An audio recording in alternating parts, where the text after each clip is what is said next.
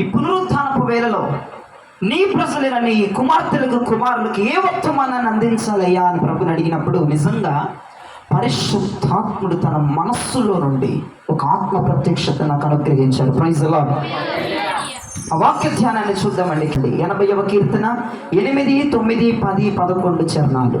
నీవు ఐగుప్తుల నుండి ఒక ద్రాక్షావల్లిని తెచ్చితివి, అన్యజనులను వెళ్ళగొట్టి దాని నాటితివి, దానికి తగిన స్థలము సిద్ధపరిచితివి.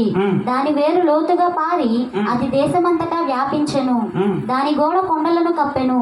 దాని తీగలు దేవదారు వృక్షములను ఆవరించెను. దాని తీగలు సముద్రము వరకు వ్యాపించెను. యూఫ్రటీసు నది వరకు దాని రెమ్మలు వ్యాపించెను. చేతులెత్తి ప్రభుకు స్తోత్రాలు చెప్పండి. అదే సందర్భంలో మత్తయి సువార్త 15వ అధ్యాయము 13వ వచనాన్ని చూడండి. మత్తయి సువార్త 15వ అధ్యాయము 13వ వచనాన్ని చూడండి. ఆయన పరలోకమందున్న నా తండ్రి నాటని ప్రతి మొక్కయు పెళ్లగింపబడను. చేతులెత్తి ప్రభుకు ఒక్కసారి స్తోత్రం చెప్పండి. ఇదందరూ నా వైపు తిరగండి. బైబిల్లో చూడాల్సిన పని లేదు. 80వ కీర్తనలో చూసాము, అక్కడ ఒక ద్రాక్షావల్లిని దేవుడు నాటాడు. ప్రైజ్ ది లార్డ్ చెప్పండి. అక్కడ ఒక ద్రాక్షావల్లిని ప్రభువు నాటాడు. మత్తయి సువార్తలోకి వచ్చేటప్పటికి ఆయన నాటని మొక్క మనకు కనబడుతుంది. కీర్తన 80వ కీర్తనలోనేమో దేవుడే స్వయంగా ద్రాక్షావల్లి నాటాడు. మత్తయి సువార్త 15వ అధ్యాయంకి వచ్చేటప్పటికి ఆయన నాటని మొక్క కూడా ఉంది. సంఘములో 2 తెగల ప్రజలు ఉంటారట. దేవుడే స్వయంగా నాటుతాడంట కొంతమందిని. కొంతమంది వాళ్ళే పుట్టుకొస్తారంట భూమిలో నుంచి. ఒక వ్యవసాయదారుడికి తెలుస్తుంది ప్రియదర్శన, గోధుమలు గురుగులు మీకు తెలుసు. వ్యవసాయదారుడు భూమిని దున్ని, భూమికి ఎరువేసి, భూమికి నీళ్లు పోసి, భూమిని దున్ని ఒక మంచి వడ్ల గింజలు, గోధుమ గింజలు, ఒక మంచి గింజలు భూమిలో వేస్తాడు. అవి ఏమవుతాయి? ఒక మంచి పంటను అవిస్తాయి. ప్రైజ్ ది లార్డ్ చెప్పండి. ఆ గోధుమ పంట పక్కన ఏముంటాయట? గురుగులు కూడా ఉంటాయంట. అది యజమానుడు విత్తలేదు. ఆ గురుగులు యజమానుడు విత్తింది కేవలం మంచి విత్తనాలే. మంచి పంట విత్తాడు, మంచి విత్తనాలు వేసాడు, గురుగులు వేయలేదు. మరి గురుగులు ఎవడిత్తాడంటే అపవాది గడిపిత్తాడు. ఎవరైనా ఇక్కడ చేలల్లో పనిచేసే వాళ్ళు ఉంటే, మిరపకాయ తోట ఏదో ఉంటుంది, దానికి కలుపు మొక్కలు ఉంటాయి. ఆ కలుపు మొక్కలు యజమానుడు ఏడు, అపవాదిగాడు సృష్టిస్తాడు. ఆ కలుపు మొక్కల్ని అపవాదిగాడు నాటుతాడు. ఇక్కడ 80వ కీర్తనలోనేమో దేవుడే స్వయంగా ద్రాక్షావల్లి నాటాడు. ఇక్కడ మత్తయి సువార్తలోకి వచ్చేటప్పటికి ఆయన నాటని మొక్క ఒకటి కనబడుతుంది. సంఘములో 2 తెగల ప్రజలు ఉంటారు. సంఘములో 2 జాతుల ప్రజలు ఉంటారు. సంఘములో 2 వర్గాల ప్రజలు ఉంటారు. అది ఏ సంఘమైనా కావచ్చు, మన సంఘమే కాదు, ఈ భూ ప్రపంచం మీద ఉన్న యావత్ ప్రతి సంఘం, పెంతెకోస్తు కాదు, బాప్టిస్ట్ కాదు, క్యాథలిక్ కాదు, ఏదైనప్పటికీ కూడా 2 తెగల ప్రజలు ప్రతి సంఘములో స్థిరపడి ఉంటాడు. ఒక రకం ప్రజలు ఎటువంటి వారు? దేవుడే స్వయంగా వాళ్ళని నాటాడు. 2వ రకం ప్రజలు ఎటువంటి వారు? అపవాది నాటాడు. ఇక్కడ మత్తయి సువార్తలో అదే చెప్తున్నారు భక్తుడు, ఆయన నాటని ప్రతి మొక్క పెళ్లగించబడును. ప్రైజ్ ది లార్డ్ చెప్పండి. రాకడ రాబోతుంది. ఇప్పుడు బానే ఉంటది. రాకడ వచ్చినప్పుడు, రాకడలో తీర్పు జరిగేటప్పుడు నిన్ను పెళ్ళగించి అవతలేస్తాడంట. ఎందుకంటే అది నేను నాటలేదు. జయరాజ్ అనే వ్యక్తినే నేను నాటాను. ఈ వ్యక్తిని నేను నాటలేదు. ఇది కలుపు మొక్క, ఇది గురుగులు, ఇది అపవాది నాటాడు. అపవాది సమక్షంలో ఉంది. సంఘములోనే అపవాది నాటిన మొక్కలు ఉంటాయట. సంఘములోనే అపవాది నాటినటువంటి ఆ విత్తనాలు ఉంటాయట. అవేం చేస్తాయో తెలుసా? దేవుడు మంచి పంటకి మంచి విత్తనాలు వేశాడు కదా, ఆ గోధుమలకి నీరు పట్టి మంచి ఉపదేశాన్ని ఇస్తుంటే ఈ పక్కన గురుగులుండి, పక్కన కలుపు మొక్కలుండి ఆ ఇచ్చిన ఉపదేశాన్ని కొంచెం పీల్చుకుంటామండి అంటే అందుకే బతుకుతున్నారు వాళ్ళు సంఘంలో. అందుకని బతుకుతున్నారు. అపవాది నాటినటువంటి కొమ్మల కొమ్మలారా, అపవాది నాటినటువంటి మొక్కలారా, మీరు ఇంకా ఎందుకు బ్రతుకున్నారో తెలుసా? దేవుడు నాటినటువంటి ఆ చెట్ల మధ్యలో, దేవుడు నాటినటువంటి ఆ చెట్టు పక్కనే ఒక కలుపు మొక్కలాగా, ఒక దరిద్రమైన మొక్కలాగా, ఒక పురుగు పట్టిన మొక్కలాగా, పంటని నాశనం చేసేటువంటి ఒక గురుగుల్లాగా నువ్వు ఉన్నావు. దైవజనుడు ఎప్పుడైతే మంచి మొక్కలకి కావలసిన నీరును, సదుపాయాన్ని, ఎరువులను వేస్తా ఉంటాడు, నువ్వు కూడా పక్కన నుంచి జుబుకని 2 గుట్టకలు వేస్తావు. అంతే, అందుకు నువ్వు బ్రతుకుంటున్నావు. కానీ నువ్వు పెళ్ళగించే టైం రాబోతుంది. దేవుడు నేను ఇస్తే అమ్మకడేసే టైం రాబోతుంది. జాగ్రత్త. ఎవరు దేవుడి చేత నాటపడ్డారు, ఎవరు అపవాది చేత నాటపడ్డారో మీకు అర్థం అవ్వాలి. మీకు అర్థం అవ్వాలి. 80వ కీర్తనలోనేమో స్వయంగా ద్రాక్షవల్లిని దేవుడే సంఘములో నాటాడు. ప్రైజ్ ది లార్డ్ చెప్పండి. ఈ మత్తయి సువార్త 15వ అధ్యాయంలోనేమో వేరొకడు నాటిన మొక్క కనపడుతుంది. ఆ ద్రాక్షవల్లి పక్కన వేరొక గురుగులు కనపడుతున్నాయి. ఆ గోధుమ పంట పక్కన వేరొక గురుగులు కనపడుతున్నాయి. ఆ యొక్క మిరప చేనులో ఆ కలుపు మొక్కలు కనపడుతున్నాయి. ఆలోచించండి. ఎవడు నాటాడు మిమ్మల్ని? అపవాదిగాడు నాటాడు. మీరు సరిగ్గా ఉండరు.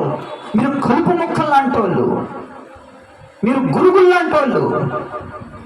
కొంతమంది ఏమో చక్కగా ప్రతిష్ఠతలో, వైరాగ్యంలో, పరిశుద్ధతలో, భక్తిలో, యథార్థతలో బహు ఉన్నతమైన స్థితిలో ఉంటారు. వాళ్ళెవరికి సూచన అంటే ప్రభువే వాళ్ళని నాటి స్థిరపరిచాడు సంఘంలో. ఇంకొక తెగ ప్రజలు ఉంటారు. వాళ్ళు ఎట్లా ఉంటారంటే భయంకరంగా అన్నమాట. 2 వర్గాల వైపు, 2 పడవల వైపు, 2 చాతుల వైపు, 2 కులముల వైపు, 2 ప్రపంచాల వైపు, 2 వేడిగా, వెచ్చగా, చల్లగా, వేడిగా, మీ ఇష్టమే వారిని అపవాది నాటాడు. దేవుడు నిన్ను నాటలేదు, నిన్ను పెళ్ళగించబోతున్నాడు దేవుడు తీర్పులో. మత్తయి సువార్తలో క్లియర్గా, నా తండ్రి నాటని ప్రతి మొక్క పెళ్ళగించబడుతుంది, నా తండ్రి నాటని ప్రతి కలుపు మొక్క తీసి అవకరాస్తాను, నేను నాటని ప్రతి మొక్కని తీసి పెళ్ళగింపజేసి చెత్తకుండీలో వేసేస్తానంటున్నాడు దేవుడు. ఎవరు దేవుడు నాటిన మొక్కలు, ఎవరు అపవాది నాటిన మొక్కలు? జ్ఞాపకం చేసుకోండి ప్రియమైన. ఈరోజు అపవాది నాటిన మొక్క గురించి నేను మాట్లాడాలని అనుకోవట్లేదు, నాకు ఇష్టం లేదు. దేవుడు నాటిన మొక్క ఎలా ఉండబోతుందో మాట్లాడడానికి నేను ససిద్ధముగా ఉన్నాను. Praise the lord. సంఘములో దేవుడు ఒక మొక్కని నాటితే, సంఘములో దేవుడు ఒక ద్రాక్షవల్లిని నాటితే అది ఎలా అభివృద్ధి చెందుతుంది, అది ఎలా ఆశీర్వదించబడుతుంది, అది ఎలా ఒక ఉన్నతమైన స్థాయిలోకి వెళుతుందో నేను ఉదయం పూట మాట్లాడబోతున్నాను. Praise the lord. అపవాది నాటిన కలుపు మొక్క గురించి, అపవాది వేసిన గురుగుల గురించి మాట్లాడటానికి నేను రెడీగా లేనని సందర్భంలో నేను మీకు తెలియజేస్తున్నాను. పెళ్ళగించే మనుషుల గురించి మాట్లాడిన వేస్ట్. అవునంటారా కాదంటారా? రేపో మాపో వాడిని లేపి అవకడైపోతున్నాడు, ఆడి గురించి ఎందుకు మాట్లాడాలి?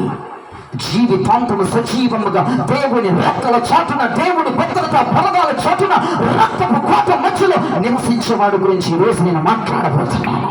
ఆయన సంఘముల స్త్రీల గురించి నేను మాట్లాడబోతున్నాను. ఆయన సంఘముల పునాదుల వలె నిలబడే వారి గురించి నేను మాట్లాడబోతున్నాను.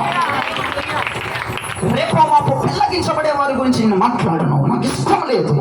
పరిశుద్ధాత్ముడే చెప్పాడు, వాళ్ళ గురించి వదిలేచేయరాజు.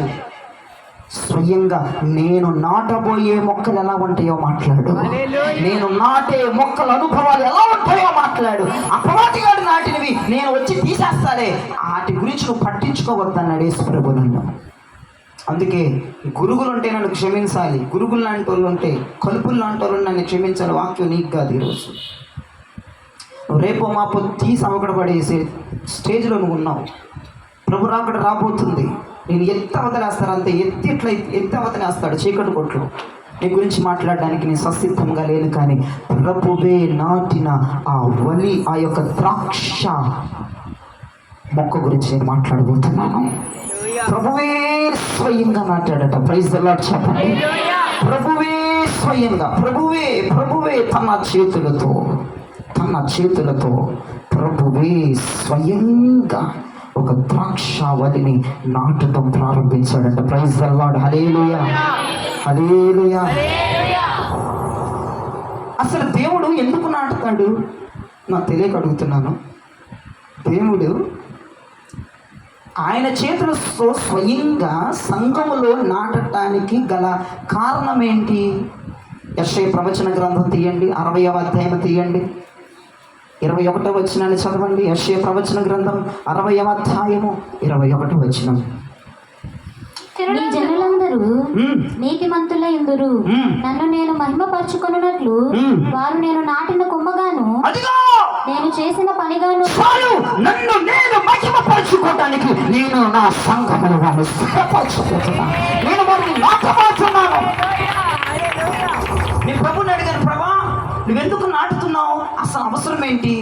నీ చేతులతో స్వయంగా ద్రాక్షావల్లిని నాటడానికి ఏంటి పర్పస్ ఏంటని అడిగాను దేవుణ్ణి. ప్రభు అప్పుడు చెప్పాడు, యెషయా 60:21 ప్రకారం దేవుడు నాతో మాట్లాడాడు, నన్ను నేను మహిమపరచుకోవడానికి నేను నిన్ను నాటుతున్నాను. మన ద్వారా దేవునికి మహిమ వెళ్ళబోతుందని, మన ద్వారా దేవుడు ఘనపరచబడతాడని దేవుడట ఆ యొక్క ద్రాక్షావల్లిని నాటుతాడట. పర్పస్ ఏంటి? ఆయన మహిమపరచబడాలి. ఎవరి ద్వారా? ఈ జయరాజ్ అనే ద్రాక్షావల్లి ద్వారా నా ప్రభుకి మహిమ రావాలి. అందుకే నా ప్రభు ఆ పర్పస్ మీదే నన్ను సంఘములో నాటడం ప్రారంభించాడు. ఈ రోజున దేవుడు నిన్ను కూడా నాటాలంటే ఆయన మైండ్లో రేజ్ అవ్వాలి. నీ ద్వారా ఆయనకాయనే మహిమ తెచ్చుకోవాలన్న ఆలోచన ప్రభులో కలిగితే ఖచ్చితంగా నేను నాటుతాడు. ప్రైజ్ ది లార్డ్ చెప్పండి.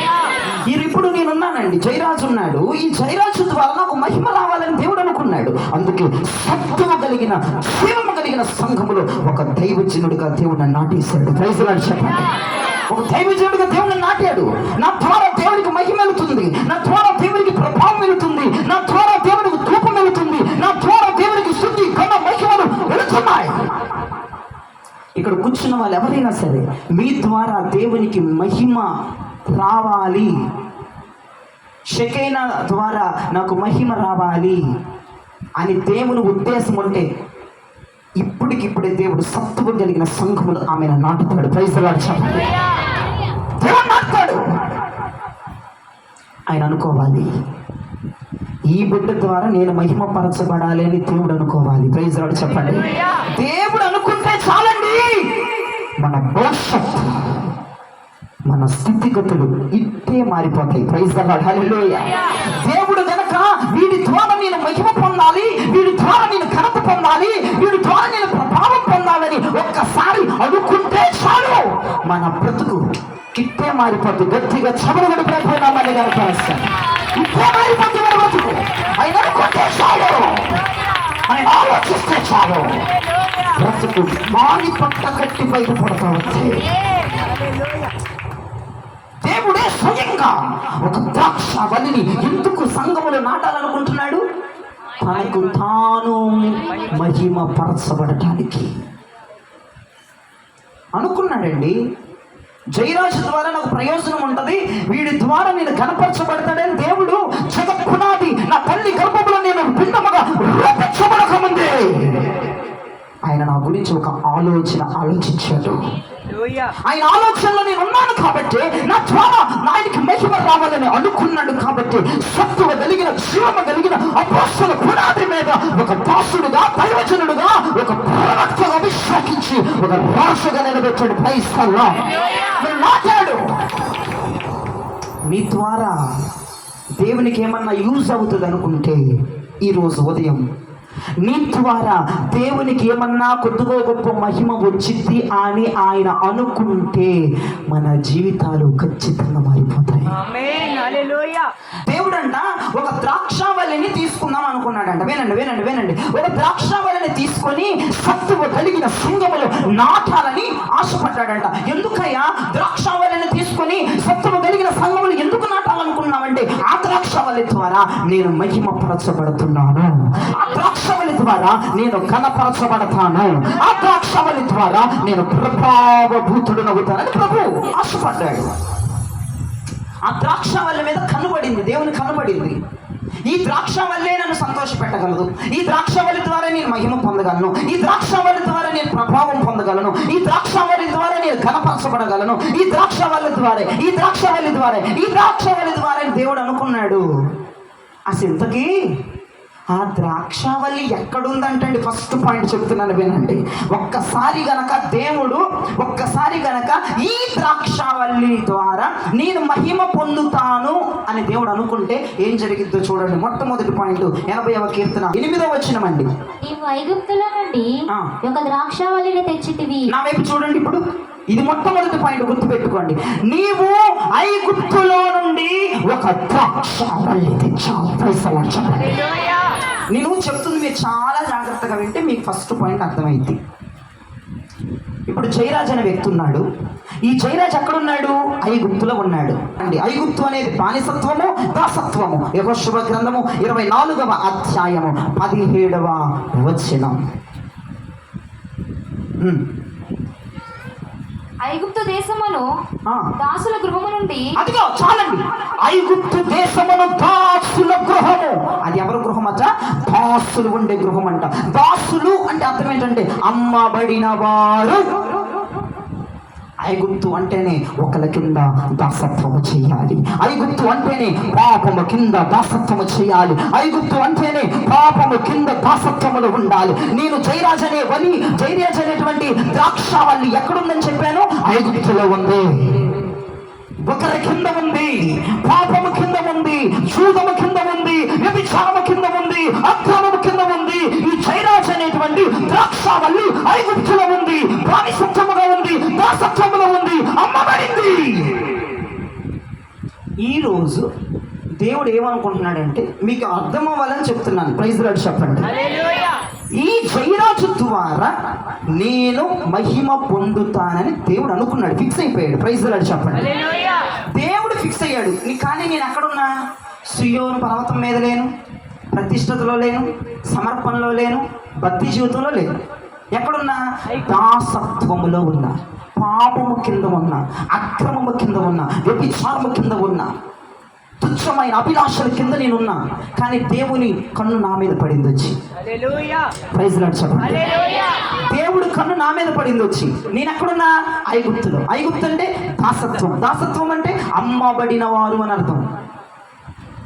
అపవాది చేతిలో నేనున్నాను, పాపము చేతిలో నేనున్నాను, లోకము చేతిలో నేనున్నాను. కానీ జీవాధిపతి కన్నులు ఎవరి మీద పడినాయి? ఐగుప్తులో ఉన్న ఈ జయరాజ్ అనే ద్రాక్షవల్లి మీద పడినాయి. ప్రైజ్ లార్డ్ చెప్పండి. మీరు అక్కడ అర్థం చేసుకోండి. నీవు ఐగుప్తులో నుంచి ద్రాక్షవల్లిని తెచ్చావు. కొట్టుకొడిగే సపట్లు. ఐగుప్తులో నుంచి ద్రాక్షవల్లిని తెచ్చావు. ఒకసారి మళ్ళీ చదువుతారు మాట. 80వ కీర్తన 8వ వచనం చదవండి. నీవు ఐగుప్తులో నుండి ఒక ద్రాక్షవల్లిని తెచ్చితివి. అదిగో నా వైపు చూడు. ఇప్పుడు నా వైపు చూడు. అర్థమవుతుందని మరి దేవునికి స్తోత్రం చెప్పండి. దేవుడు ఎక్కడి నుంచి ద్రాక్షవల్లిని తెచ్చాడంట? ఐగుప్తు నుంచి. ఎందుకు తెచ్చాడు? ఆ ఐగుప్తులో ఉన్న ద్రాక్షవల్లి మీద జీవము కలిగిన దేవుడు కళ్ళు. ఎందుకని? దాని ద్వారా నేను మహిమ పరచబడతానన్న ఫీలింగ్ దేవుళ్ళు కలిగిపోయింది. ఆ ఫీలింగ్ వస్తే ఏ పాపంలో ఉన్న ఇట్టే దేవుడు బయటికి లక్కించేస్తాడు. దేవుడితో ఫీలింగ్ రావాలి. దేవుడితో ఫీలింగ్ కలగాలి. నువ్వెక్కడ ఉన్నావనేది మ్యాటర్ కాదు. నువ్వే పాప భూమిలో ఉన్నావనేది మ్యాటర్ కాదు. నువ్వే వ్యసనాల్లో ఉన్నావనేది మ్యాటర్ కాదు. నువ్వే అక్రమంలో ఉన్నావనేది మ్యాటర్ కాదు. నువ్వే విచారంలో ఉన్నావనేది మ్యాటర్ కాదు. నీ మీద దేవుని కళ్ళు పడ్డాయా? నీ ద్వారా దేవునికి ఏదో సంథింగ్ వస్తుందని ఎక్స్పెక్ట్ చేశాడా? నువ్వు ఎక్కడున్నా లాక్కొచ్చేస్తాడు బయటికి.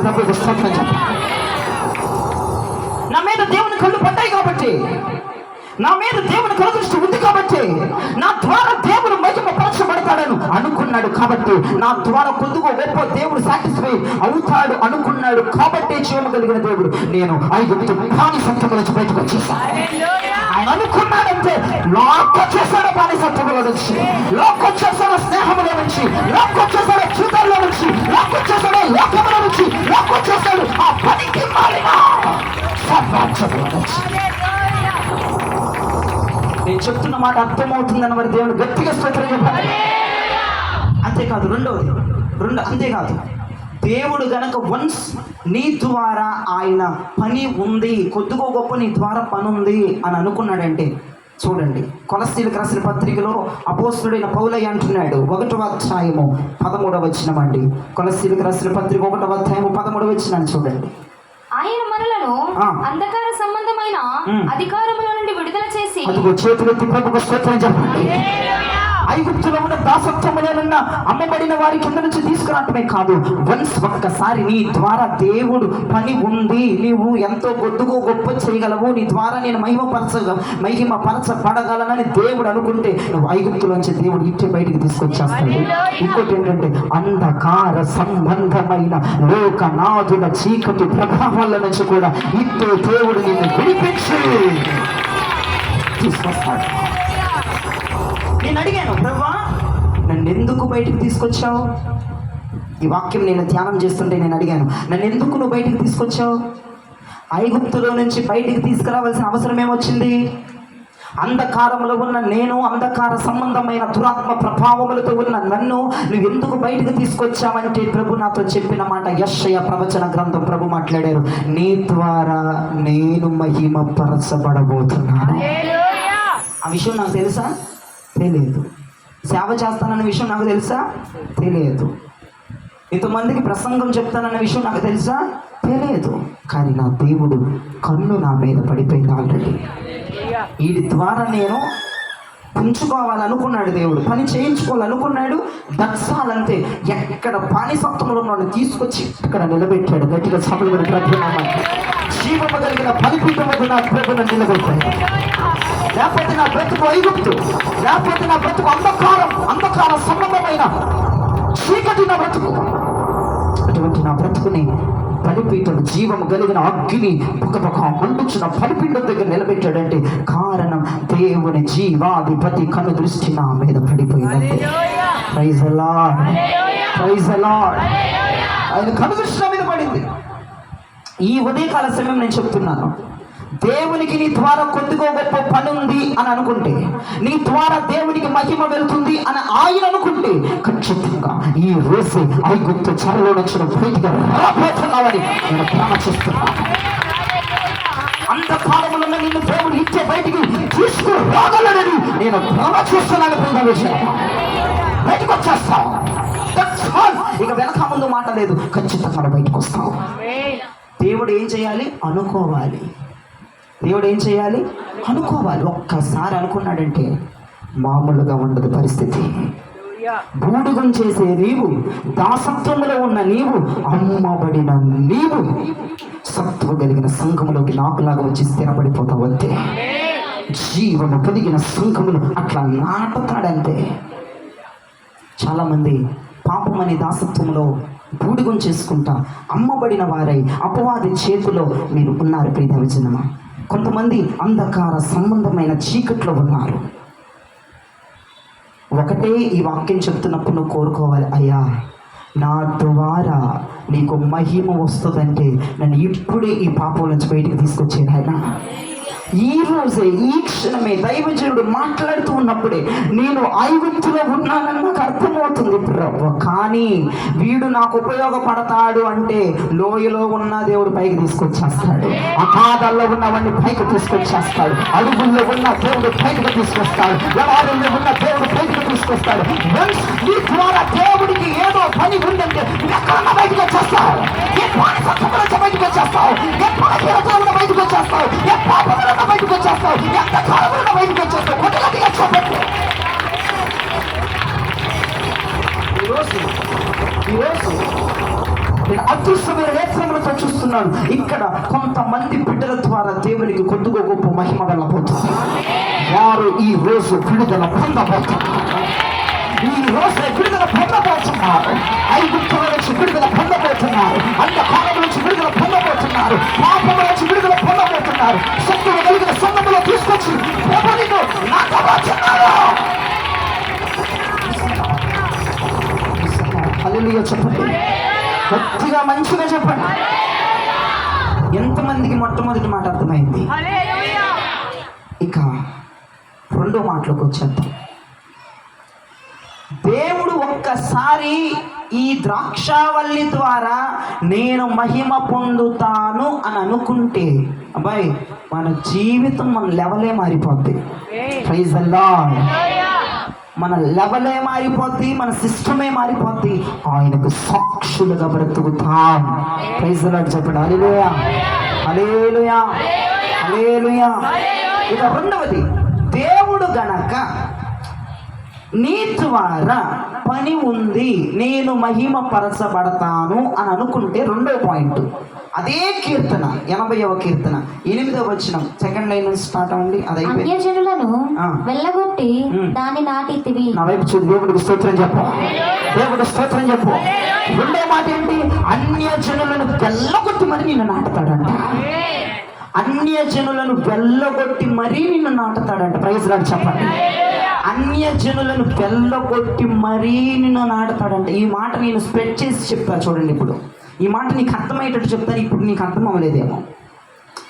ఐగుప్తులో ఇశ్రాయేలు ప్రజలు 430 సంవత్సరాలు 4 తరాల వరకు ఐగుప్తులో ఇశ్రాయేలు ప్రజలు ఉంటే మోషే ద్వారా ఐగుప్తులో ఉన్న ఇశ్రాయేలు ప్రజలని విడిపించడమే కాకుండా వారిని నాటడానికి దేవుడు ఎక్కడికి తీసుకెళ్తున్నాడు? ఇశ్రాయేలు ప్రజల్ని కనాను, పాలు తేనెలు ప్రవహించు దేశములోనికి, కనానులోనికి ఈ ఇశ్రాయేలు ప్రజలను తీసుకెళ్తున్నాడు. ప్రైజ్ లార్డ్ చెప్పండి.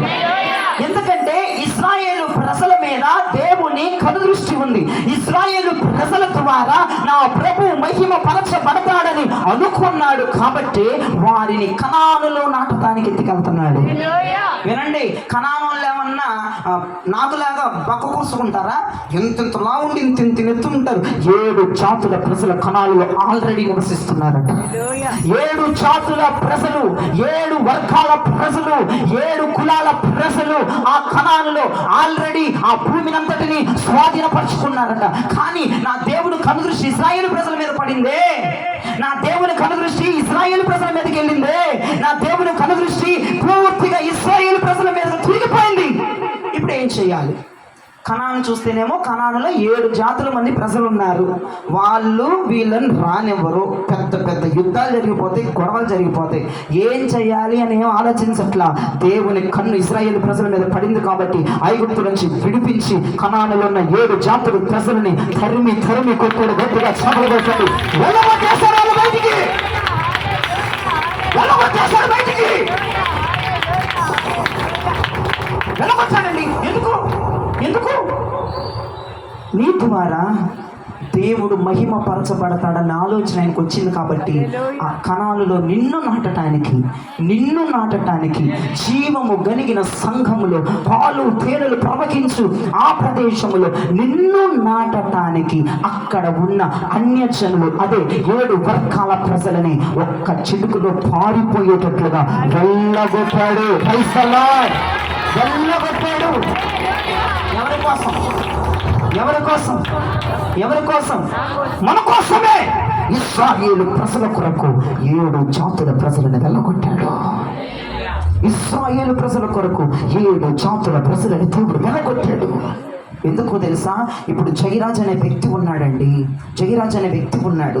నన్ను దేవుడు కనానులో నాటదామని సిద్ధమైపోయాడు. ఎందుకంటే నా ద్వారా దేవునికి మహిమ వెళ్తుందని, నేను ఆయన ప్రభావభూతమును వర్ణిస్తానని, నా ద్వారా కొద్దిగో గొప్ప దేవుడి పరిచర్య ఉందని చెప్పేసి నాకు కనాను ఇవ్వాలని ఆయన డిసైడ్ అయిపోయాడు. నన్ను అక్కడ నాటాలని డిసైడ్ అయిపోయాడు. కానీ 7 జాతుల ప్రజలు ఉన్నారు. వాళ్ళు కొంచెం పక్కన జరిపి నాటకం కాదు, మొత్తాన్ని వెళ్ళగొట్టేసి ఆ స్థానం నాకు ఇచ్చేస్తాడు.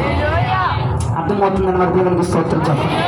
మీకు ఇంకా అర్థం అవ్వాలంటే గొర్రెలు కాచుకునేటువంటి దావీదు, మీకు ఇంకా అర్థం అవ్వాలంటే ఈజీగా, గొర్రెలు కాచుకునే దావీదు రాజు అవ్వాలని అనుకున్నాడు. ప్రైజ్ లార్డ్ చెప్పండి. దేవుడు అనుకుంటే చాలండి, అది ఇట్టే జరిగిపోతుంది. దేవుడు అనుకున్నాడు దావీదు నాకు మహిమకరంగా జీవిస్తాడని, దావీదు ద్వారా నేను మహిమ పొందుతానని. వన్స్ దేవుడు ఎప్పుడైతే అనుకున్నాడు, సింహాసనం మీద నుంచి సౌలు కుటుంబాన్ని, వాళ్ళ తరాలని వెళ్ళగొచ్చాడు. దేవుడి మహిమ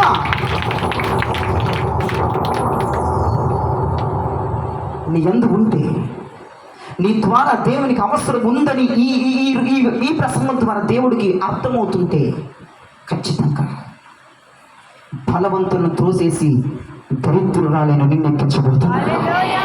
నేను నాటుతాడంతే. సౌలుని పక్కగెళ్ళరా అన్నాడు. అయితే గెంటేశాడు. సౌలు కుటుంబాన్ని మొత్తాన్ని గెంటేశాడు. సౌలు కొడుకుని మొత్తాన్ని గెంటేసి సింహాసనం ఎక్కించాడు. గొర్రెలు కాచుకునేవాడు. ఆయన అనుకుంటే అంతేనండి, అలా జరిగిపోద్ది. జయరాజు ద్వారా దేవునికి మహిమ వెళ్ళిద్ది అనుకుంటే సార్, ఇక్కడ ఉంచండి, నన్ను తీసుకెళ్ళిపోయి ఆయన గెంటేసి నన్ను దాని మీద కూర్చోబెట్టాడు. నువ్వు లేకరా అంటాడు. ఇంకా అర్థం అవ్వాలంటే ఎస్తేరు పాపం తల్లిదండ్రులు లేరు, ఆమెకి అనాథ. తన చిన్నాన్న పెంచాడు, తల్లిదండ్రులు లేదు అనుకున్నాడు. ప్రపంచానికి రాణి అవ్వాలనుకున్నాడు ఎస్తేరుని. ప్రైజ్ లార్డ్ చెప్పండి. అనాథ ఎస్తేరు, తల్లిదండ్రులు కోల్పోయింది, తన చిన్నాన్న పెంచుతున్నాడు. నా వైపు చూడండి, బైబిల్ పండితుల్లాగా బైబిల్ తిప్పక్కర్లేదు. తన చిన్నాన్న పెంపకంలో పెరిగింది, తల్లిదండ్రులు లేదు, ఆమె ఒక అనాథ, ఒక హీనమైన పరిస్థితిలో ఉన్న స్త్రీ. దేవుడు అనుకున్నాడు ఈమె ప్రపంచానికి రాణి అవ్వాలని. ఈమె ప్రపంచానికి రాణి అవ్వాలంటే ఎవరినో వెళ్ళగొట్టాలి. అక్కడ బస్తీ ఉంది, ఆ బస్తీని వెళ్ళగొట్టి రాణిని అక్కడ పెట్టేశాడు. ప్రైజ్ లార్డ్ చెప్పండి. ఒక అనాథ ప్రపంచానికి రాణిగా ఏర్పాటు చేశాడు దేవుడు. దేవుడు ఒక్కసారి నీ ద్వారా ఆయనకి ఏదో పని ఉంది అని డిసైడ్ అవుతే అక్కడ ఉన్న వాళ్ళు బస్తా, సౌల, 7 జాతుల బలవంతుల, ఆ కండల తీరినోళ్ళ, గొలియాతులని చోటు వాళ్ళందరూ తరిమేసి అక్కడ తీసుకుని పాటేసి నేను శ్రమగా అక్కడ నాటుతాడు. ప్రైజ్ లార్డ్ చెప్పండి ప్రభుత్వం. ఇంకొక ఉదాహరణ చెప్తా. మిఖాయేల్, ఎక్కడ విన్నట్టుంది కదా ఈ పేరు, మిఖాయేల్. ఆ దూత ఏం చేస్తాడంటే దేవుని పక్షముగా యుద్ధములు చేస్తాడు. ప్రైజ్ లార్డ్ చెప్పండి. మిఖాయేలు కన్నా ప్రధాన దూతలు ఉన్నాయి, కెరేబులు, సెరేబులు, కొన్ని కోట్ల దూతలు ఉన్నాయి, కానీ అవి దేవుని పక్షముగా పని చేయవు. ఈ మిఖాయేలు దూత అన్న వ్యక్తి మాత్రమే, ఈ మిఖాయేలు ఆ దూత మాత్రమే దేవుని పక్షమున యుద్ధములు చేయగలదు. Praise lord. ఇక మరేమీ చేయలేవు. కెరేబులు ఉన్నాయి, సెరేబులు ఉన్నాయి, పైపైన స్థాయిలో ప్రధాన దూతలు ఉన్నాయి, అవి చేయలేనిది ఈ మిఖాయేలు చేయగలదు. దేవుని కొరకే దేవుని యుద్ధములు చేసే మిఖాయేలు. Praise lord. అయితే దేవుడు అనుకున్నాడు ఈ మిఖాయేలుకి ప్రధానత్వాన్ని ఇవ్వాలి, ప్రథమ స్థానాన్ని ఇవ్వాలనుకున్నాడు. మరి ప్రథమ స్థానం ఇవ్వాలంటే ఆ ప్రథమ స్థానంలో ఇంకొక దూత ఉంది, అదే ప్రధాన దూత లూసిఫర్. దాన్ని కిందకు పడేసి మిఖాయేలుని ఎక్కించాడు. కొట్టు సపట్లపై. హల్లెలూయా. నేను చెప్పింది అర్థమవుతుందన్న దేవుడు స్తోత్రం చెప్పండి. ఓ ద్రాక్షవల్లి, నువ్వెక్కడున్నావు అనేది మ్యాటర్ వద్దు. నువ్వు చీకట్లో ఉన్నావా, డబ్బు ఉందా, డబ్బు లేదా, పూరిపాతలో ఉన్నావా, రోడ్ల మీద ఉన్నావా, తింటున్నావా, తింటలేదా, ఇది వద్దు. ఇది తర్వాత సంగతి. అది నువ్వు పక్కన పెట్టి నువ్వు పేదరాలువా, ధనురాలువా, ఉన్నదానివా, లేనిదానివా అని అడగట్లా. వన్స్ దేవుడి చూపు నీ మీద పడిందంటే, నీ ద్వారా ఒక 10 రూపాయలు దేవుడికి ఉపయోగం ఉంది అని ఆయన మైండ్లో రేస్ అయిందనుకో, నువ్వెక్కడున్నా తీసుకొచ్చి ఆరిన నేలపై నిలబెట్టేస్తాడు. ఇట్టే జరిగిపోద్దా పని. నువ్వు రోజు పాపములో ఉండి నువ్వు రాలేవు బ్రదర్. పాపంలో నుంచి మనంతట మనమైతే రాలేమయ్యా. అంత పుణ్యాత్మము కాదు, అంత గౌరవప్రదంగా ఉన్న బిడ్డలం కూడా కాదు. పాపములో నుంచి బయటకు రాని ప్రజలు ఇక్కడ చాలా మంది ఉన్నారు. నీ అంతట నువ్వు పాపాన్ని జయించలేవు, నీ అంతట నువ్వు పాపముల నుంచి బయటికి రాలేవు. నీ అంతట ఐగుప్తుల నుంచి నువ్వు బయటికి రావాలన్నా, నీకు ఆశ ఉన్నా అది జరగని పని. ఒక్కసారి దేవుని కన్ను మాత్రం నీ మీద పడితే నువ్వు ఎన్ని సంవత్సరాల గుండా ఈ పాపముల నుంచి బయట పడదాం అనుకున్నా నువ్వు పడలేని పరిస్థితి. దేవుడు ఒక్కసారి అనుకుంటే ఇట్టే తీసుకొచ్చి బయట పడేస్తాడు. గట్టిగా చాపుడు కొట్టి అంధకారం నుంచి బయటకు వచ్చేస్తాడంటే అంతేకాదు, ఉన్నతమైన స్థానాల్లో ప్రభు పెట్టేస్తాడు, బలమైన స్థానాల్లో ప్రభు పెట్టేస్తాడు. అక్కడ ఎవరున్నాడో వాడిని తోసేసి మరి నేను కూర్చోబెడతాడు. ప్రభా నాకు ఆ స్థానం ఇస్తానన్నావు, అక్కడ వాళ్ళు ఉన్నారుగా, వాళ్ళతో నీకేమిరా, వాళ్ళని పంపించే బాధ్యత నాది రా అని ప్రభు తీసుకొచ్చి కన్ను సాగితో వాళ్ళని వెళ్ళగొట్టి నీకు ఆ స్థానం ఇస్తాడు. దేవునికి నీ ద్వారా పని ఏమన్నా ఉంటుందా? నీ ద్వారా దేవునికి ఏమన్నా మహిమ వెళ్తుందా? అయితే నీ చరిత్ర మారిపోద్ది ఈరోజు, నీ బ్రతుకు మారిపోద్ది ఈరోజు. పేద స్థితిలో ఉన్న నీవు, ఎస్తేరు పేదదే కదండి, పెద్ద ఉన్నదేం కాదు కదా, రానిపోయింది. దావీదు గొర్రెలు కాసుకుంటున్నాడండి, ఎప్పుడు కలగలేదేమో నాకు తెలిసి దావీదు రాజు అయిపోయాడు. Praise the lord. మిఖాయేలు కూడా ఎప్పుడు కలగంలా, ప్రధాన దూత అధికారాన్ని ప్రభు అట్లా దేవుని దృష్టి నీ మీద మళ్ళీ మామూలుగా ఉండదు మన సీను, మన సిచ్యువేషన్ అంతా కూడా. ప్రైజ్ ది లార్డ్ చెప్పండి, ప్రైజ్ ది లార్డ్ చెప్పండి. ఇక మూడవ మాట చెప్తున్నాను చూడండి. దేవుని దృష్టి గనక మన మీద పడి మన ద్వారా దేవునికి మహిమ వెళ్ళాలి అని ఆయన అనుకుంటే, మూడవ పాయింట్ చూడండి, 80వ కీర్తన 9వ వచనం చూడండి. దానికి తగిన స్థలము సిద్ధపరిచితివి. ఇదిగో నా వైపు చూడండి. ఐగుప్తులో నుంచి తీసుకొచ్చాడు చూసావా ద్రాక్షావల్లి. ఏం చేస్తాడంటే మూడో పాయింట్కి వచ్చేటప్పటికి తగిన స్థలములో దేవుడు దాన్ని స్థిరపరుస్తాడు. ఎక్కడ పడితే అక్కడ ఇవ్వడంటే మళ్ళీ స్థానం, తగిన స్థానం, తగిన స్థానం. ప్రైజ్ రాడు చెప్పరు, తగిన స్థానం దేవుడు దానికి అనుగ్రహిస్తాడట, తగిన స్థితిలో దేవుడు పెడతాడట. అయితే యాకోబుకు పుట్టిన పిల్లలు 12 మంది. 12 మందిలో యోసేపు అనేవాడు ఒకడు. యోసేపుని దేవుడు అనుకున్నాడు, ఈయన్ని తగిన స్థానంలో పెట్టాలనుకున్నాడు. ఏమనుకున్నాడు దేవుడు? తగిన స్థానంలో పెట్టాలనుకున్నాడు. అనుకున్నాడంతే. వినండి, దేవుడు ప్లాన్ చెప్తున్నా వినండి, దేవుడు ప్లాన్ చెప్తున్నా వినండి. అనుకున్నాడంతే. అనుకున్న దగ్గర నుంచి కష్టాలు ఎక్కువైపోయింది యోసేపుకి.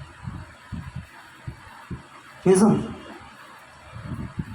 దేవుడు వన్స్ అనుకున్నాడు, వీడిని తగిన స్థానంలో నేను పెట్టాలి అని అనుకున్నాడు, కష్టాలు ఎక్కువైపోయింది. తన అన్నదమ్ముల దగ్గర నుంచి రిజెక్ట్ ఎక్కువైపోయింది. తిట్లు, కొట్లాట్లు, గుంట్లో పడేసేయటాలు, వస్త్రాలు లాగేసేయటాలు, ఐగుప్తుకు అమ్మేసేయటాలు. అబ్బో, దేవుడు అనుకున్న తర్వాత జరిగింది ఇవన్నీ. ప్రైజ్ లార్డ్ చెప్పండి. దేవుడు అనుకున్న తర్వాతే ఇప్పుడు నేనున్నానండి. జయరాజు ద్వారా నేను మహిమ పరచబడతాను, ఇతని ద్వారా నాకు పని ఉందని దేవుడు అనుకున్నాడు. ఆయన అనుకున్నాడేమోనండి, నాకు ఇక కష్టాలు మొదలైపోయింది.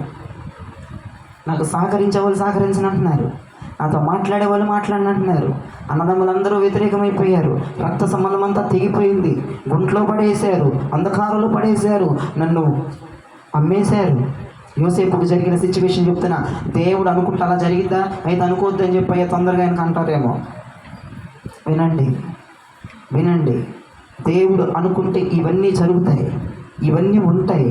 నువ్వు ఆశ్రమాల మధ్యలో ఉన్నావు, ఆ ఇబ్బందుల మధ్యలోనే ఉన్నావు, ఆ ఇరుకుల మధ్యలోనే ఉన్నావు. నీ కుటుంబం అంతా నిన్ను తృణీకరిస్తుంది, నీ కుటుంబం అంతా నేను వ్యతిరేకిస్తుంది. నువ్వు ఒంటరిదనం అయిపోయావు, నువ్వు ఒంటరోడు అయిపోయావు. నువ్వు బూడగం చేసుకుని నువ్వు రెక్కలాడిస్తే డొక్క నిండుతుంది. నీ బిడ్డలకి నీవు రెక్కలాడిస్తూ పొద్దున నుంచి సాయంత్రం దాకా చేసి నీ పిల్లలకు ఒకటో గంజో బుడుగు వేసుకుంటున్నావు. ఎవడు నీకు సపోర్ట్ చేయట్లా, ఎవడు నీకు సహాయం చేయట్లా, ఎవడు నీకు సపోర్ట్ ఉండట్లా. యోసేపు లాగా నీ జీవితం అయిపోయిందేమో. యోసేపు బందీ గృహంలో కూడా వెళ్ళిపోయాడు. అతని చెయ్యిని తప్పు కూడా రాజు యొక్క భార్య, ఇతడు నన్ను సైనించమని ఇతడు సైగలు చేస్తున్నాడు, ఇతడు రమ్మని ఇదిగో నా వస్త్రం లాగుతున్నాడని నన్ను పట్టుకుంటూ అతని వస్త్రం లాగేసాను, ఇదిగో షర్ట్ అని చూపించింది రాజుకి. ఏ తప్పు చేయకుండా బందీ గృహంలోకి వెళ్ళిపోయాడు. కారణం, దేవుడు అనుకున్నాడు యోసేపుని నీటి వద్ద తగిన స్థలంలో ఉంచాలని. ప్రైజ్ లార్డ్ చెప్పండి. యోసేపుని దేవుడు నీటి ఊట దగ్గర ఉంచాలనుకున్నాడు. యోసేపు ఫలించడు కొమ్మనుకున్నాడు. యోసేపుని నీటి ఊట దగ్గర ఉంచుదామనుకున్నాడు. అంతేనండి, అన్నల దగ్గర నుంచి వ్యతిరేకం, గుంటలో పడేయటం, తన్నటం, ఐగుప్తుకి అమ్మేసేయడం, అక్కడికి వస్తేనేమో జైల్లో పెట్టేసి బందీ గృహంలో బంధించేశారు యోసేపుని. మీరు నమ్మండి నమ్మకపోండి, నిజముగానే యోసేపు ఫలించుడు కొమ్మగా మారిపోయాడు. నిజముగానే యోసేపు నీటి ఊట దగ్గర తగిన స్థలంలో దేవుడు యోసేపును పెట్టాడు, నీటి ఊట దగ్గర పెట్టాడు, ఫలించే అనుభవాలకు తీసుకొచ్చాడు, ఆశీర్వదించే ఆశీర్వాదంలోకి వచ్చే అనుభవాలకు దేవుడు పెట్టేశాడు. నీటి ఊట, నీటి ఊట, నీటి ఊట, నీటి ఊట దగ్గర యోసేపు తెచ్చిపెట్టాడు. అంతేకాదు, ఫరో మీదే చక్రవర్తిగా దేవుడు చేసేసాడు. రెండవది, ఒక్కసారి నీ ద్వారా దేవుడు మహిమ పరచబడతాడు, నీ ద్వారా ఆయనకి కొద్దిగా గొప్ప పని ఉందంటే నీవు శ్రమలు వస్తున్నాయని బెదరొద్దు. నీకు తగిన స్థలాన్ని దేవుడు సిద్ధపాటు చేయబోతున్నాడని ఈ సందర్భంగా నేను ప్రవచిస్తున్నాను. నీకు తగిన స్థలం ఉంది. అందుకే ఈ రోగముల మధ్యలో నువ్వు వస్తున్నావు, ఈ అప్పుల మధ్యలో ఉన్నావు, ఈ ఏడుపు మధ్యలో ఉన్నావు, అన్నదమ్ములు తృణీకరించే స్థితిలో ఉన్నావు, ఎవడు కూడా నిన్ను వచ్చి ఆదరించలేని స్థితిలో ఉన్నావు. కారణం ఏంటో నన్ను అడుగు. దేవుడు నిన్ను నీటి ఊట దగ్గర నాటదామని ఆశపడ్డాడు, సిద్ధపడ్డాడు, ఆలోచన చేస్తాడు. అందుకే నీకు శ్రమలన్నీ వస్తున్నాయి. God bless you. మీరు ఖచ్చితంగా తగిన స్థలాన్ని దేవుడు మీకు ఇవ్వబోతున్నాడు. కూర్చోండి. ఇదంతా ఏంటయ్యా, మాకు ఇంకా అర్థం కావట్లా. ఇంకొక బలమైన రిఫరెన్స్ చూపించండి అంటారా? ఆ రిఫరెన్స్ కూడా మీరు మామూలు కాదని రాసుకొచ్చారు. 66వ కీర్తన 11-12 వచనాలు చదవండి. 66వ కీర్తన 11-12 వచనాలు చదవండి. నీవు బందీ గృహములో మమ్ము ఉంచితివి. అదిగో మొదటి మాట, నీవు బందీ గృహములో మమ్మల్ని ఉంచావు. మా నడుముల మీద గొప్ప భారము పెట్టితివి. అయ్యో ప్రభువా, ముయ్యలేని భారం వేసేవేంటయ్యా? దేవుణ్ణి అడుగుతున్నారా ప్రజలు? నీవు మమ్మల్ని బందీ గృహంలో ఉంచావు, మా నడుముల మీద పెద్ద పెద్ద రోళ్ళే వేసేసావు, మేము తట్టుకోలేకపోతున్నాం, మేము భరించలేకపోతున్నామని కేకలు వేస్తున్నారు. ఇంకా నరులు మా నెత్తి మీద ఎక్కునట్లు చేసితివి. అదిగో ఎవడు రోడ్డు మీద వెళ్ళేవాడు అందరూ నన్ను తిట్టుకోవటమే. మొత్తాన్ని తెచ్చి నన్ను ఎత్తుకు వదిలేసావయ్యా, బందీ గృహంలో వేసేసావయ్యా, నా నడుము మీద పెద్ద రోడ్లు వేసేసావయ్యా, నా వల్ల కావట్లేదు. ఇది బాగుందంటే ఈ జనాలందరూ వచ్చి నా నెత్తి మీద ఎక్కి తొక్కమంటున్నావు. ఇదేం కర్మయ్యా. ఇంకా చూడండి, మేము నిప్పులలోను నీళ్ళలోనూ పడితిమి. అదిగో ఆ వ్యక్తులు కాలు తీసి కాలేద్దామంటే నిప్పుల్లో వేస్తున్నారట, కాలు తీసి కాలేద్దామంటే నీటిలో వేస్తున్నారంట. నీరు నిప్పు అనేది సర్వనాశనం చేసేస్తుంది మనిషిని. నీటిలో పడ్డా పుట్టుకుమంటావు, మంటలో పడ్డా పుట్టుకుమంటావు. నీరు నిప్పు అనేది పవర్ఫుల్, స్ట్రాంగ్. వీళ్ళంట లెగిసి ఎక్కడ అడిగేద్దామన్నా నిప్పుల మీద అడుగు పడుతుందంట. పోనీ ఇటు నిప్పులనైనా ఇటు అడిగేస్తే ఇటు నీటి మీద అడుగు పడుతుందంటే ఎటైనా సావే. నువ్వేంటి మమ్మల్ని ఎలా చేసావేంటయ్యా? బందీ గృహంలో వేస్తావా? మా నడువుల మీద రోడ్లు వేసేస్తావా? అప్పులు భారం వేసేస్తావా? ఏంటి మాకు ఈ పరిస్థితి? జనాలందరూ వచ్చి మా నెత్తి మీద తొక్కిస్తున్నావు, తిట్టేస్తున్నావు, అవమానం చేస్తున్నావు, నిందల పాలు చేస్తున్నావు. అంతేకాకుండా మేము లెగిసిపోని బయటకు వద్దామంటే ఎత్తే నిప్పుల మీద పడుతుంది అడుగు, ఎత్తే నీటి మీద పడుతుంది. ఏంటి మా బ్రతుకు? ఇప్పుడు చదవండి మాట. అయినను నీవు సమృద్ధి గల చోటికి మమ్మల్ని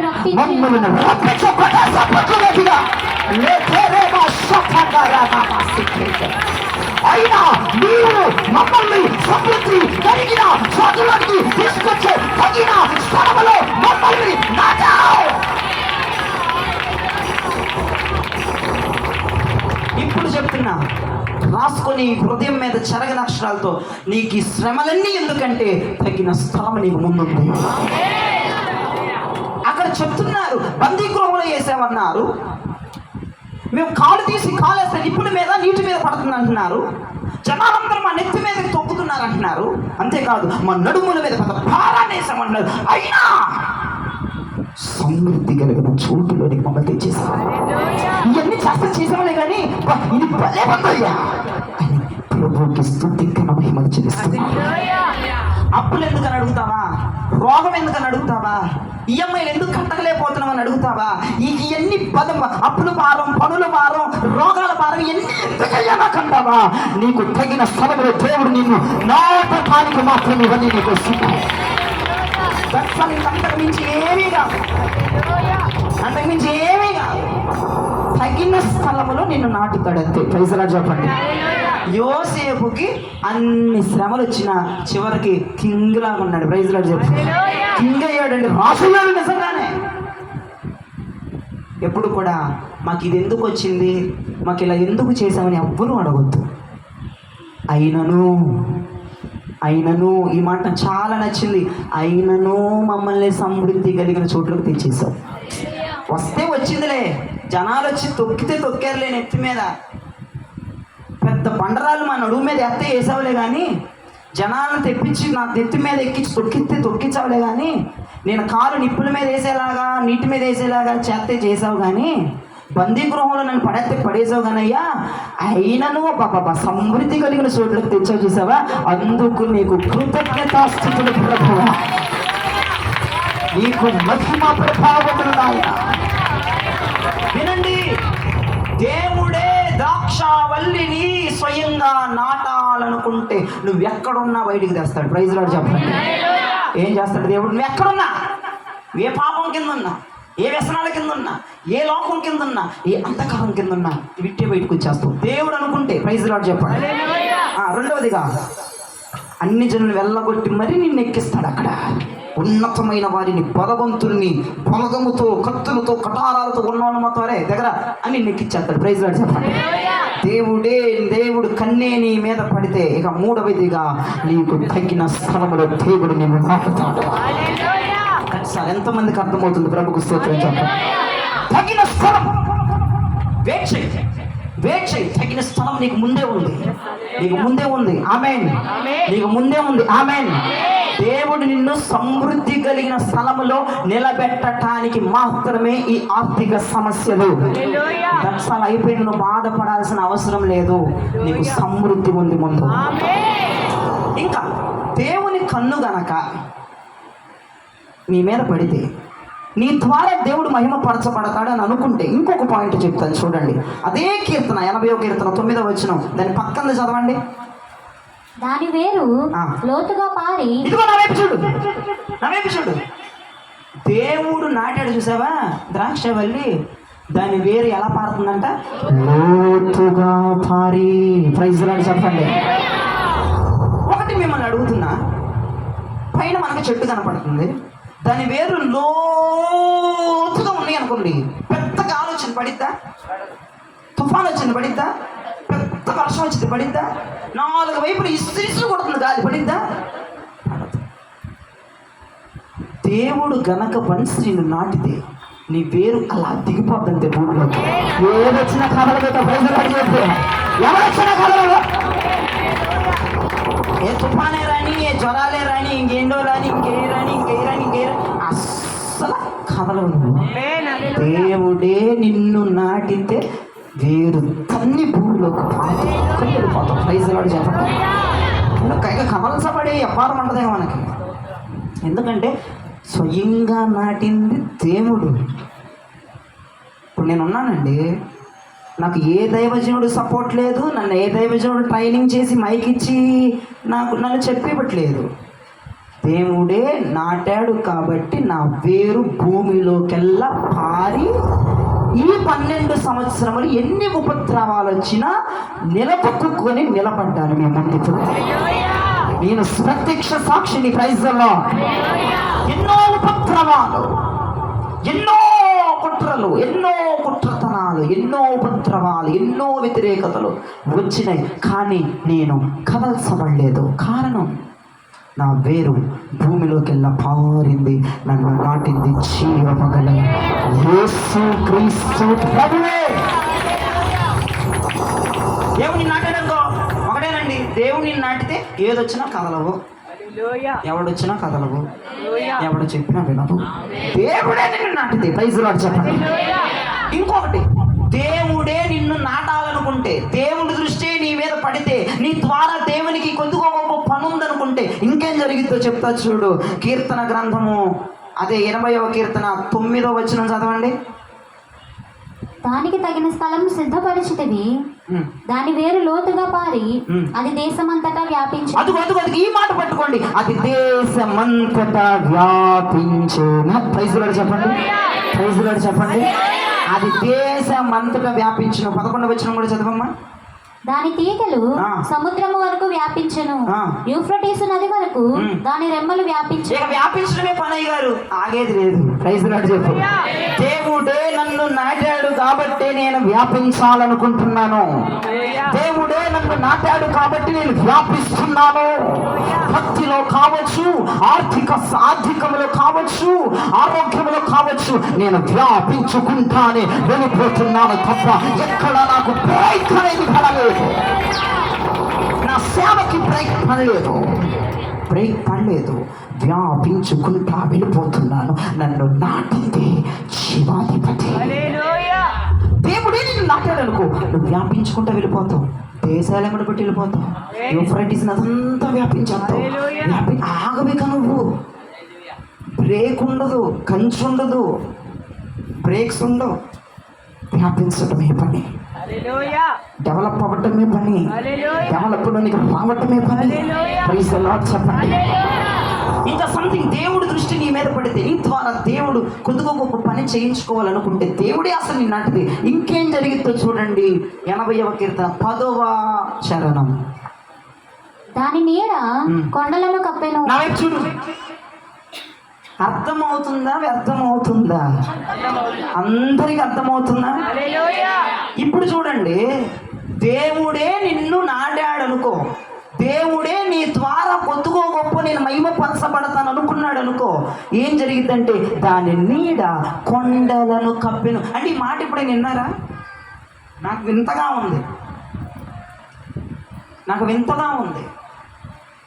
దాని నీడ కొండలని కప్పిందంటే, ఇప్పుడు నేను చెప్తా చూడండి, మీకు అర్థమవుతుంది. దాని నీడ దేనిని కప్పిందట?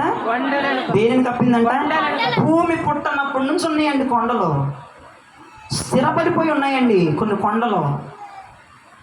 కానీ ఇప్పుడే తెచ్చి నాటినటువంటి ఒలీవ చెట్టు ఆ కొండలకి నీడగా మారిపోయిందట.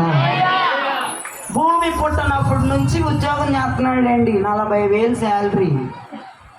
నువ్వు నిన్నో చేరో 10,000. ఆడు ఫోన్ చేసి నీవు 1000 రూపాయలు ఏమన్నాడు కొట్టు సప్పట్లు. అది నీడగా మారటం కాదా అని నడుచున్నాను ఈ ఉదయకాలం. వాడు నీకంటే ఫస్టే పోస్ట్లో ఉన్నాడుగమ్మా, నిన్ను చూసి ఎగతాళి చేసింది. మరే మన ఇద్దరం ఒకే చదువుకున్నాం, మన ఇద్దరం ఒక సబ్జెక్టే, మన ఇద్దరం ఒక గ్రూప్సే. నేను ఇప్పుడు చూసావా గవర్నమెంట్ ఎంప్లాయ్, ఆ గవర్నమెంట్ ఎంప్లాయీకి ఈ చీప్ క్వాలిటీ వాడు అవసరమయ్యాడు. ఈ రోజున 500 ఫోన్ పే చేయడానికి ఫోన్ చేస్తున్నాడు. వాడు జీతము స్టార్టింగ్ నుంచి 50,000, వాడు 2 సంవత్సరాల నుంచి చేస్తున్నాడు. వీడు ఈ నెలలో జాయిన్ అయ్యాడో లేదు, వాడు ఫోన్ చేసి 500 రూపాయలు ఇవ్వని చెప్తే ఇదిగో ఈ మొక్క ఆ పక్కకి నీడగా మారిపోయింది. ఎప్పుడో ఉన్నారండి వాళ్ళు. నువ్వు నీడనిస్తావు. ప్రైజ్ లార్డ్ చెప్పు. నువ్వు నీడనిస్తావు. ప్రైజ్ లార్డ్ చెప్పు. వాళ్ళు ఎప్పుడో డెవలప్ అయ్యారు, వాళ్ళు ఎప్పుడో ఇల్లు కట్టుకున్నారు, వాళ్ళు ఎప్పుడో పొలాలు కొనుక్కున్నారు, వాళ్ళెప్పుడో ఆల్రెడీ ప్రిపేర్డ్, ఆల్రెడీ స్థిరపడిపోయాడు. ఆ స్థిరపడిపోయిన వాళ్ళకి నువ్వు నీడవైపోయావు. ఎంత అద్భుతంగా ఉంది ఈ మాట, ఎంత ఆశ్చర్యకరంగా ఉంది ఈ మాట. నీకంటే ముందు జాబ్ వచ్చింది, నీకంటే కొన్ని లక్షలు సంపాదించాడు వాడు. 500 వాడికి అవసరమైంది రోజు ఇంత. ఆ కాలంలో నువ్వు నీడగా ఆ కొండకు నువ్వు మారావు. అది ఫస్ట్ డే జాబ్లో స్థిరపడిపోయింది ఆ కొండ, కానీ నీ నీడ కిందకు వచ్చేసింది. దేవుడు గనక నిన్ను నాటాడంటే కదల్చబడి నీ స్థిరులైపోయిన కొండలకి నిన్ను నీడగా దేవుడు స్థిరపరచబోతున్నాడు. నిన్ను నీడగా దేవుడు స్థిరపరచబోతున్నాడు. నీకంటే గొప్ప గొప్ప అధికారులకి నువ్వు నీడగా ఉండబోతున్నావు. గనులకి నువ్వు నీడగా ఉండబోతున్నావు. అధికారి పదవులో ఉన్న వారికి నువ్వు నీడగా ఉండబోతున్నావు. నీ అవసరత రాబోతుంది, నీ అవసరత వారికి రాబోతుంది, స్థిరులకి నీ అవసరత రాబోతుంది, కదల్చబడని కొండల లాంటి వారికి నీ అవసరత రాబోతుంది. అలా చెయ్యబోతున్నాడు నా దేవుడు. నా దేవుడే నిన్ను నాటితే మీరు రేంజ్ అలా ఉంటుంది. ప్రైజ్ లార్డ్ చెప్పండి. ఇంకో మాట కూడా చెప్పమంటారా? ఇంకొక చివరి మాట చెప్తున్నాను. Praise lord. హల్లెలూయా.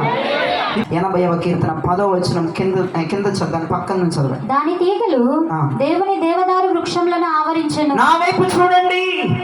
ఆ ద్రాక్షవల్లి తీగలు దేవుని దేవదారు వృక్షములను ఆవరిస్తాయట. Praise lord.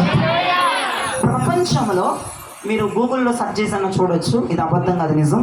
ప్రపంచంలో ఏ చెట్టు ఎదగనంత ఎత్తు ఈ దేవదారు వృక్షం ఎదిగిద్దట. ఏ చెట్టు అంత హైట్ ఉండదట. ప్రపంచంలో ఎన్ని చెట్లు చూసుకున్నా దీనితో ఏది పోటీ రాదట. దేవదారు వృక్షం అనేది 800 అడుగుల ఎత్తులో ఉంటుందట. 800 అడుగులో ఉన్న ఈ దేవదారు వృక్షాన్ని ఏమావరిస్తున్నాయి? నిన్నో మన్నో సంఘములో నాటిన ఆ ద్రాక్ష తీగలు 800 అడుగులో ఉన్న ఆ దేవదారు వృక్షాల చుట్టూ అల్లుకొని ఆవరిస్తున్నాయి.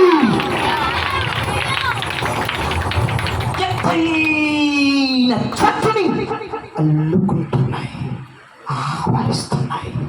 ఈ రోజున దేవదారు వృక్షాన్ని నేను ఆత్మసత్యంగా చెప్తున్నాను. ఉన్నతమైన ఆత్మీయ భక్తిని నువ్వు అల్లుకోబోతున్నావు, నువ్వు ఆవరించుకోబోతున్నావు. ఉన్నతమైన పరిశుద్ధతని నువ్వు ఆవరించబోతున్నావు. ఉన్నతమైన వైరాగ్యాన్ని నువ్వు ఆవరించబోతున్నావు. దేవుడు నిన్ను నాటితే జరిగిద్ది. ప్రైజ్ లార్డ్ చెప్పు. దేవుడు నిన్ను నాటితే 800 అడుగులు కాదు, 1000 అడుగులు, 200 అడుగులు, 2000 అడుగులు, 1500 అడుగులైనా ఇట్టే ఆవరించేస్తావు దేవుడు నిన్ను నాటితే. ఆత్మీయత ఎంతదైనా నీకు అనవసరం, అల్లుకుంటావంతే. ఆ భక్తి చెయ్యలేను గీయలేనని చెప్పు, ఆవరించేస్తావంతే. క్రీస్తు పోలికలోనికి ఆవరించేస్తావంతే. దేవదారు వృక్షం 800 అడుగుల ఎత్తులో ఉన్న ఆ వృక్షాన్ని ఈ ద్రాక్షావల్లి తీగలు ఆవరించాయట.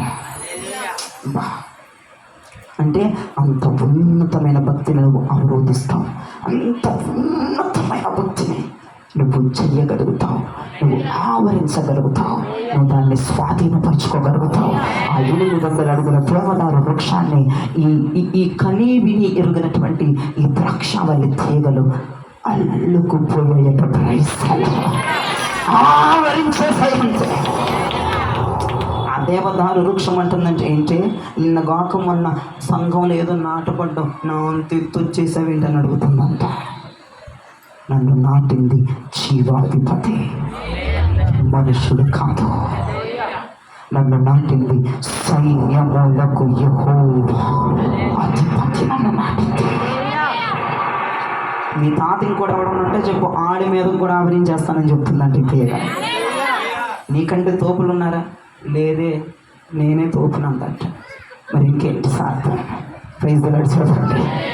అడిగిందంట, ఈ తీగ అడిగిందట, ఈ ద్రాక్ష తీగలు నీకంటే ఇంకొకటి ఎవడను తోపుంటే చెప్పు, నా దేవుడు నాటాడు, నీ కళ్ళు సెదిరిపోతే దాని మీద కూడా ఎక్కి ఆవరిస్తానందంట. వద్దమ్మా, నన్ను ఆవరించావు చాలు, ఇక నాకంటే గొప్ప తోపు ఈ ప్రపంచంలో భూమిలోనూ లేదు, నువ్వు నన్నే గెలిచవద్దట. ఎంత భక్తైనా అవలీలగా చేయగలిగిన శక్తి దేవుడు నీకు ఇస్తాడు. ఎంతదైనా అవలీలగా ఆవరించేస్తావంతే.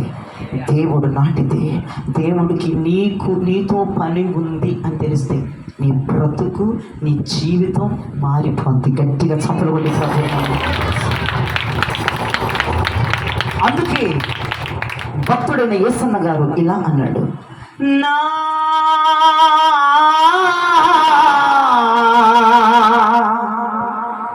పరలోకపు తండ్రి వ్యవసాయకుడా, నీ తోటలోనే ద్రాక్షావల్లితో నన్ను అంటుబట్టి స్థిరపరిచావా. అందరం కలిసి ప్రభుని కనపడుస్తాం. బైబిల్ సమస్యండి.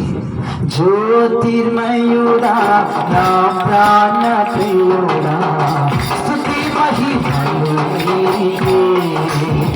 జ్యోతిర్మయుడా నా ప్రాణ ప్రియుడా, స్తుతి మహిమలు నీకే.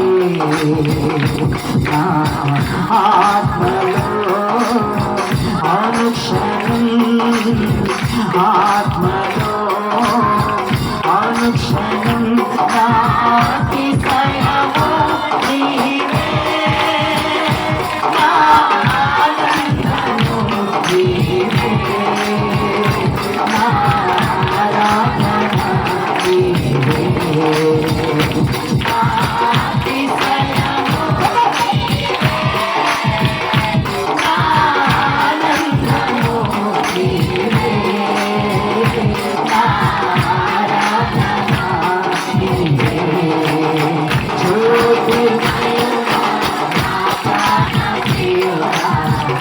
మహిమలు నా పరలోకపు తండ్రి వ్యవసాయకుడా నా పరలోకపు తండ్రి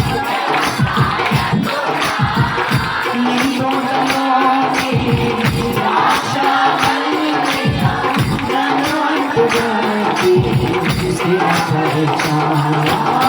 నీ తోటలోని ద్రాక్షవల్లిగా నన్ను అంటుగట్టి స్థిరపరిచావా.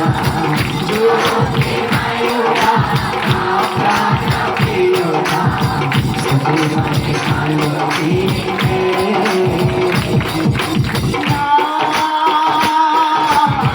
పరలోకపు తండ్రి నా మంచి కుమారుడే.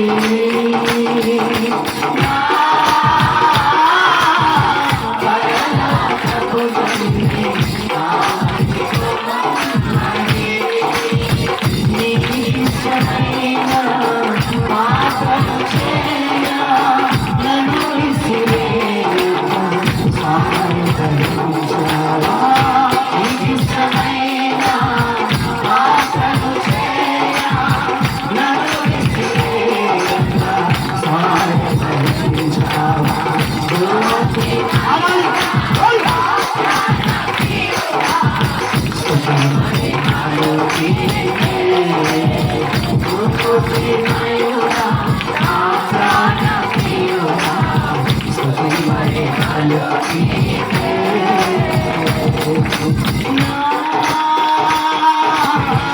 తండ్రి కుమార పరిశుద్ధాత్ముడా నా తండ్రి కుమార పరిశుద్ధాత్ముడా ప్రియగణేన ఆది సముద్రుడా నిన్ను నేనే ఆరాధించెదా. ప్రియగణేన ఆది సముద్రుడా నిన్ను నేనే ఆరాధించెదా. జ్యోతిర్మయుడా నా ప్రాణప్రియుడా స్తుతిమహిమలు నీవే. జ్యోతిర్మయుడా నా ప్రాణప్రియుడా స్తుతిమహిమలు నీవే. ఆత్మలో అనుచరుని ఆత్మలో అనుచరుని అతిశయము నీవే. ఆనందము నీవే. ఆరాధన నీవే. అతిశయము నీవే. ఆనందము నీవే. ఆరాధన నీవే. అతిశయము నీవే.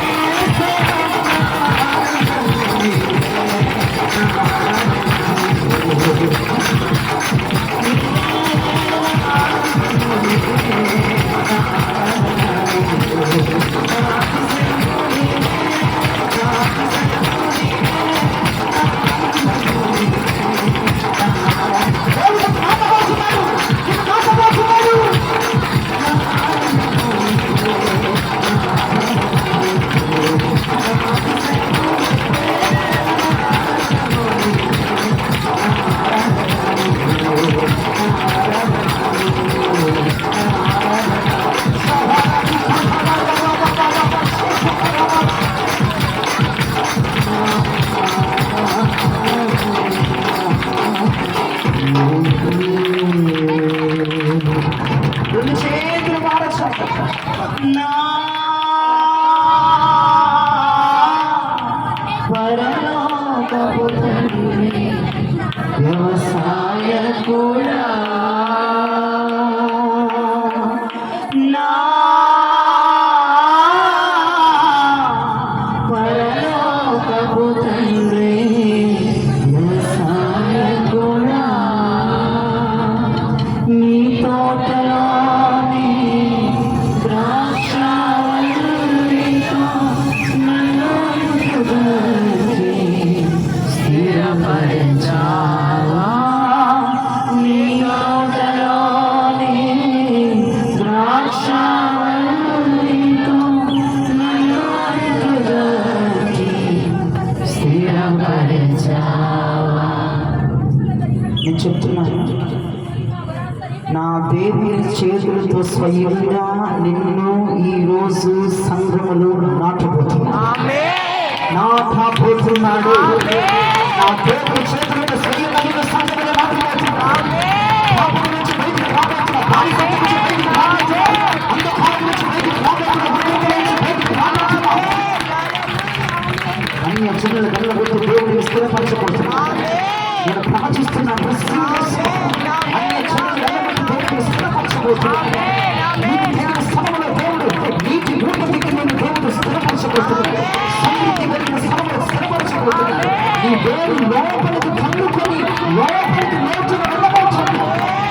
నువ్వు దేశమంతటా వ్యాపించబోతున్నావు, ఈ ప్రాంతమంతటా వ్యాపించబోతున్నావు, వ్యాపించబోతున్నావు. నీ నీడ స్థిరపడిన ఆల్రెడీ గనులకి నీవు నీడగా మారబోతున్నావు. నీడగా మారబోతున్నావు. ఇంకే కాదు, ఈ తీగలు దేవదారు వృక్షమంతా గుర్తున ఉన్న ఆ చెట్టుని ఆవరించబోతున్నాను. ఆ భక్తుని ఆవరించబోతున్నాను. ఆ పరిశుద్ధిని ఆవరించబోతున్నాను. ఆ ఉన్నతమైన స్థితిలో ఉన్నది దక్కించుకోబోతున్నాను. ఆ దేవుడిని నాటబోతున్నాను. ఆ దేవుడిని నాటాడు దీవించి ఆశీర్వదించడం. ఈ వాక్యం వినికిడిలో నీరు కట్టి ఫలింప చేయబడిన